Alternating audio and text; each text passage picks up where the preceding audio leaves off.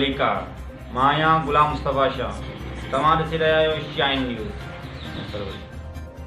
असां सां लाइन ते मौजूदु आहे टंडे बावेगे खां अब्दुल हफ़ीज़ चांडियो। जी अब्दुल हफ़ीज़, कहिड़ा अपडेट ठंडो बाबू हजामनि जी दुकाननि जो एहतिजाजी मुज़ाहिरो थियो ऐं हजामनि जो मुतालबो हो त जेके नंढा कारोबार आहिनि उहे खोलिया विया आहिनि ऐं असांजो जेको सो हिन ईद जे पुरमसरत मौक़े ते असां जेको सो पंहिंजे रोज़गार खां महरूम आहियूं ऐं असांजे फाका कशी वारे माहौल में आहियूं। उनजे करे गवर्नमेंट ऐं सिंध खां ऐं वज़ीर आज़म इमरान ख़ान खां इहा अपील था करियूं त असांजा जेके दुकान आहिनि उहे खुलवाया आहिनि। इन ॾिस में हिननि एहतिजाजी मुज़ाहिरो कयो आहे। नाज़रीन, तव्हां ॾिसी रहिया आहियो एहतिजाजी मुज़ाहिरे में जेके नाई जा दुकान जेके बि आहिनि हजामनि जी माना जेको आहे यूनियन उनजा सभु जेके अॻवान आहिनि उहे मौजूदु आहिनि ऐं हिते जेका सूरत हाल आहे उहा तव्हां हिन एहतिजाज में ॾिसी था सघो।